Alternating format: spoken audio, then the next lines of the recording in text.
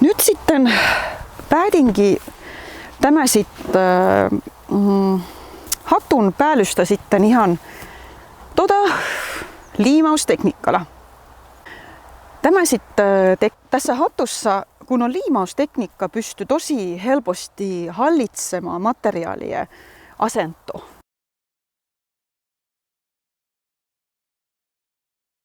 Ja kannattaa alati tehdä tämä liike.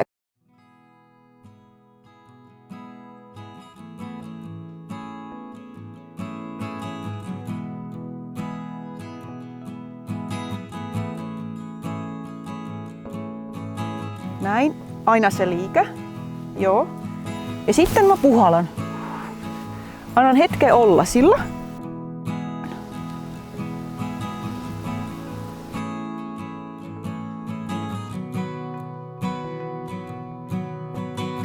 Joo, ensiksi laitan sitten tommoset pistekukat.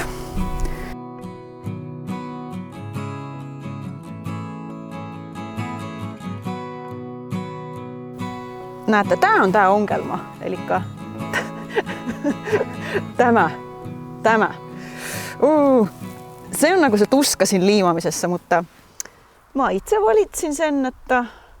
Ja nyt on tämä viimeistelyvaihe, milloin mä laitan sitten nämä ohut hennot ja kerään tästä vähän saman pellolta näitä. Joo. Heiniä. Noin. Ne luo syksen kauniin tommosen syvyyden tänne. No. Oho, iso pilvi, apua. Nyt tehdään nopeasti.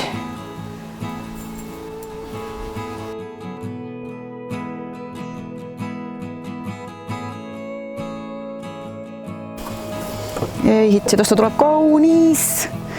Ja hei, tästä tulee kyllä kaunis. Joo. Mut lisämateriaalia vielä. Kuitenkin dekoratiivinen tyyli tämä. Joo.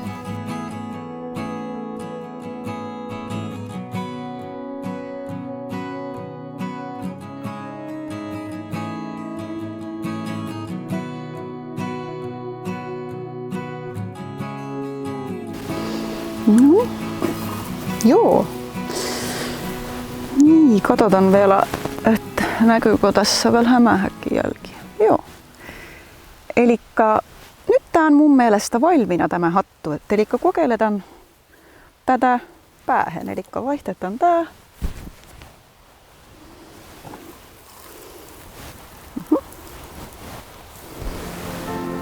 Noin.